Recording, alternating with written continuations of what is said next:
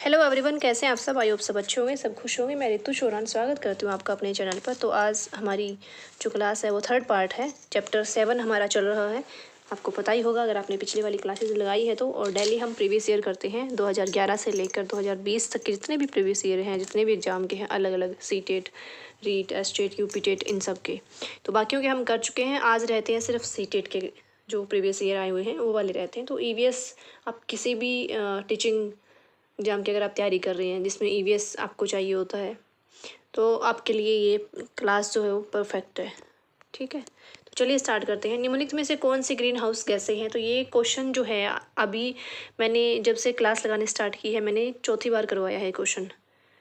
Most important question है। तो ये इसका आंसर जो है आप खुद देंगे, क्योंकि ये क्वेश्चन मैं बहुत बार करवा चुकी हूँ और बहुत डिटेल से करवा चुकी हूँ। तो इसका ये आपका होमवर्क है।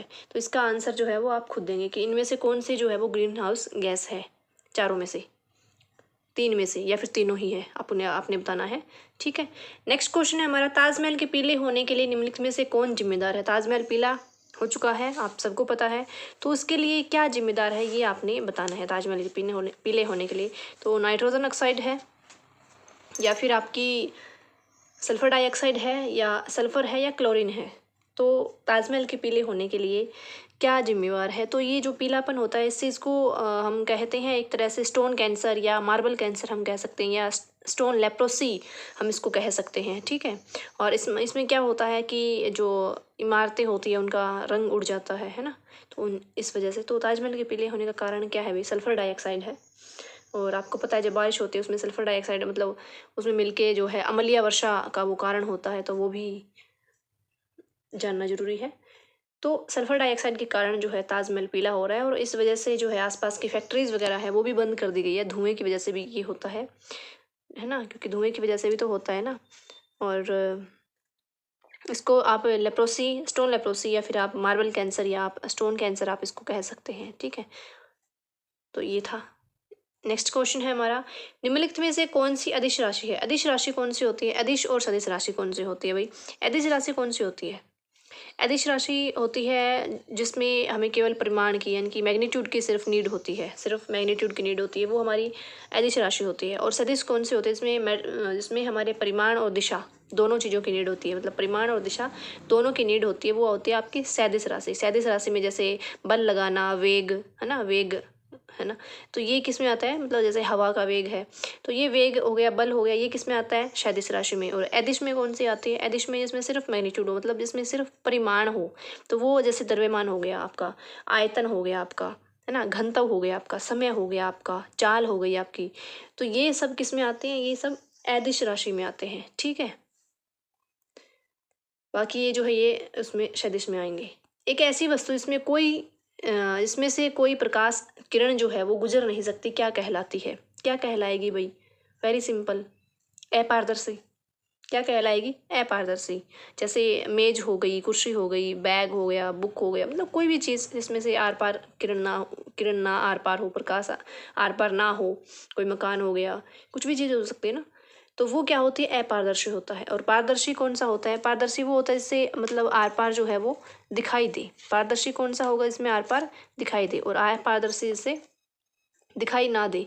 और पारभासी क्या होता है, पारभासी वो होता है जिसमें मतलब दिखाई तो देता है लेकिन स्पष्ट रूप से नहीं, धुंधला धुंधला दिखता है। जैसे कांच में से हम देखते हैं ना, वो धुंधला धुंधला दिखता है, या फिर पेपर होता है जो ट्रेसिंग पेपर होता है उसमें से हम देखते हैं तो धुंधला सा दिखता है। तो वो क्या होता है, वो आपका पारभासी होता है। ठीक है, आ गया समझ में। और ये उत्तल तो है जो आपका लेंस होता है। उसके बाद है, रेणु की दादी उसे एक सूखा कुआं दिखाते हुए बताती है कि 15-20 वर्ष पहले कुएं में पानी था लेकिन अब यह पूर्णतः सूख गया है। कुएं में पानी सूखने का कारण क्या हो सकता है। तो ये आपके आंसर है, पेड़ों, कुएं तथा उनके आसपास के स्थान की मिट्टी को अब सीमेंट से ढक दिया गया है, क्या ये कारण है। तो पानी तो ज़मीन से आता है भाई, अगर उसको मिट्टी से ऊपर से ढक दे तो क्या फ़र्क पड़ता है। आसपास के इलाके में बहुत सारे बोरिंग पंप लग गए, ये बात बिल्कुल ठीक है। प्रत्येक व्यक्ति के घर में अब नल होने के कारण कोई भी कुएं का प्रयोग नहीं करता, ऐसा नहीं है। अगर कोई कुएं का प्रयोग नहीं करता तो क्या इसका मतलब उसमें पानी खत्म हो जाएगा, नहीं। इसका जो आंसर आपका एक ही ठीक है। आसपास के इलाके में बहुत सारे बोरिंग पंप लगे हैं जिससे जो पानी है वो ज़मीन का वो उधर जा रहा है, तो कुएँ की तरफ जो है पानी सूख गया। तो राइट आंसर क्या हो जाएगा आपका, केवल 2 कहाँ पर है, डी में है ना, केवल 2 डी में। हाँ, केवल 2 डी में है। तो आसपास के जो बोरिंग पंप लग गए हैं उस वजह से जो है पानी, क्योंकि जैसे आपने सुना होगा खेत में एक ट्यूबवेल लगा होता है और उसके अगर हम कहें 6 कनाल पे या हम कहें 1 किले पर की दूरी पर भी अगर हम ट्यूबवेल लगाते हैं ना तो उसका पानी कम हो जाता है। आपस में बोलते हैं ना, हमारी देसी भाषा में घड़ मिल जाती है, तो वो रीज़न होता है। तो इस वजह से बोरिंग पंप लग गई, इस वजह से कुएं का पानी जो है वो सूख गया। सीढ़ीदार कुएं या बावली यानी कि बावड़ी राजस्थान में बहुत बावड़ी होती है। संबंधित कुछ कथन दिए गए हैं। वे जल भंडारण तथा संरक्षण की पारंपरिक व्यवस्था थी, बिल्कुल ठीक है। पारंपरिक संरक्षण की व्यवस्था है, पारंपरिक व्यवस्था है मतलब पुराने टाइम की। सामुदायिक स्रोत के रूप में उनका प्रयोग होता था, बिल्कुल ठीक है। सामुदायिक रूप से यूज होता था, सिर्फ एक अकेले इंसान की नहीं थी। उनका निर्माण मुख्यतः वर्षा रहित राज्यों में होता था। उनमें केवल संदूषित जल था। हाँ, वर्षा रहित राज्यों में होता था, ये बात भी ठीक है। उनमें केवल संदूषित जल था, ये बात सही नहीं लग रही कि उनमें केवल संदूषित मतलब साफ जल था, ऐसा कैसे हो सकता है ना? ऐसा तो नहीं हो सकता, प्रदूषित जल भी तो हो सकता है। तो उनमें केवल संदूषित जल था, ये बात ठीक नहीं है बिल्कुल भी। ये क्रॉस आप इसको करेंगे तो कौन सा है जिसमें 4 नहीं है, एलिमिनेट भी आप कर सकते हैं। तो सारे ही ऐसे, इसमें 4 तो है ही नहीं।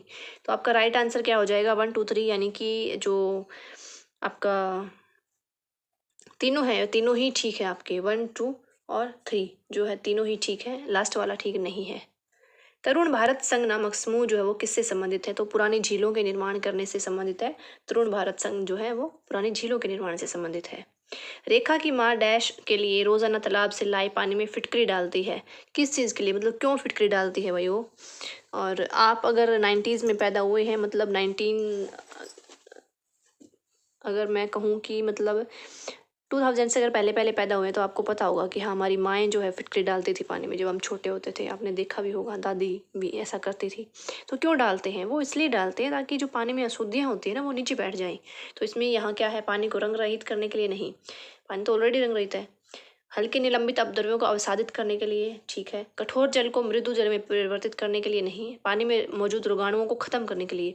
फिटकरी की वजह से रोगाणु जो है वो खत्म नहीं होते, उबालते हैं ना तब खत्म हो जाते हैं, बट फिटकरी की वजह से रोगाणु जो पानी की जो अशुद्धियाँ होती है वो नीचे बैठ जाती है, जो ठीक है वो क्या हो जाती है, नीचे बैठ जाती है, ठीक है। तो इसलिए फिटकरी का यूज़ होता है।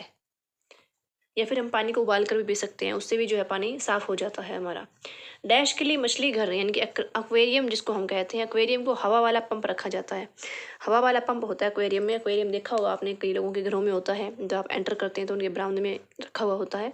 तो उसमें जो पंप होता है वो क्यों रखा जाता है, किस कारण, क्या कारण होता है ऐसा इसकी वजह से वो रखा जाता है? तो पानी को साफ करने के लिए, ठीक है। जलीय पौधों को अधिक कार्बन डाइऑक्साइड उपलब्ध कराने के लिए, जलीय पौधों को कार्बन डाइऑक्साइड वैसे ही मिल जाएगी, उसको उपलब्ध कराने की नीड नहीं है।